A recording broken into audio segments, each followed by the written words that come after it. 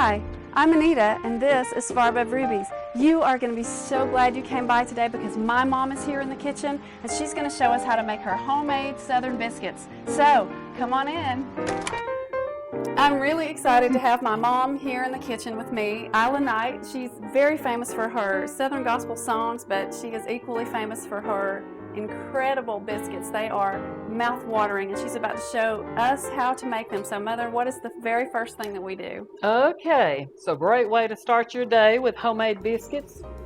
And the recipe that's on the white lily flour is pretty close to what I'm using, except I'm making a double batch, I guess you would say. And I always use white lily flour because it's lighter and it makes a much lighter, more wonderful biscuit than what you're going to get with the other flours. First thing you need to do is remove all of your lovely rings because you don't want biscuit dough in your diamonds. I have in this bowl 4 cups of self-rising white lily flour, and I have 1/2 cup of Crisco shortening. Now I'm going to mix this up very well. Once I get it all mixed up, it has to be done good, just so. I want to get this mixed up very evenly.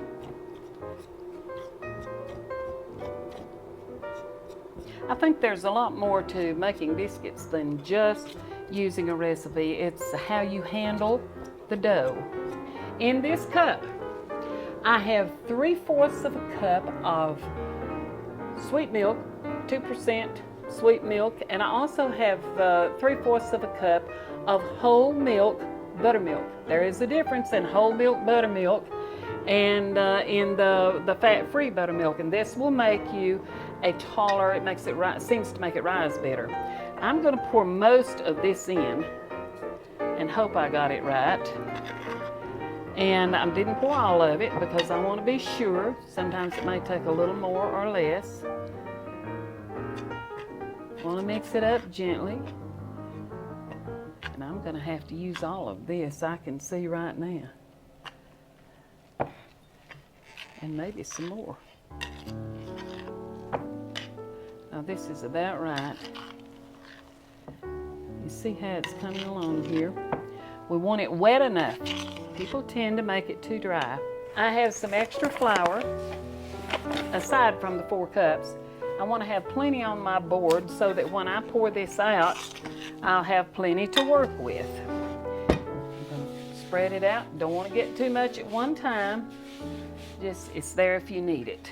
I'm going to dump this out and hope it doesn't stick. Just like this.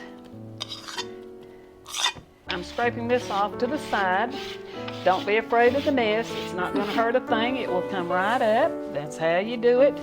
You don't want to work your dough too much because that makes it makes your biscuits tough. Okay, I want to be sure that I don't have anything sticky here. And we tend to be sticking a little bit today. I'm going to do this and hope we've got it right. I'm going to roll my rolling pin in a little bit of the flour. Never press hard on your dough.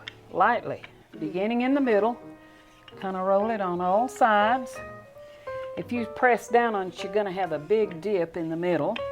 We want to roll it out maybe about 1/2 inch because I don't like really thick biscuits. That seems to be about right. We're going to cut it. My mother always had perfectly round biscuits. I tend to miss it every now and then, just like I did there, and get a little hunk cut out. And my mother was an awesome cook and biscuit maker. And when I was at home, we made them on in a wood cook stove.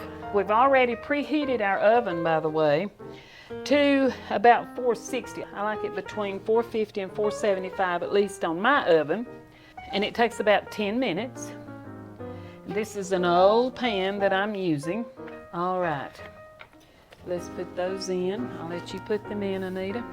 We put it on the top rack, at least that's how it works best in my oven at home. And you'll have to figure out for yourself how your oven does, your heat, so forth and so on. And you need to remember that when you re-roll them, which is what I'm doing here, just put just a little bit. You got to be real careful. They're not going to be as tender and nice as your first biscuits were, but we don't want to waste it. And they'll be awful good in some good old-timey sawmill gravy. All right, let's take them out and see what we've got. We have a dozen lovely homemade biscuits. I think in this particular oven, you would have to have it on about 500 to get them right. It depends on your oven at home. The longer you have to leave them in, the harder they're going to get.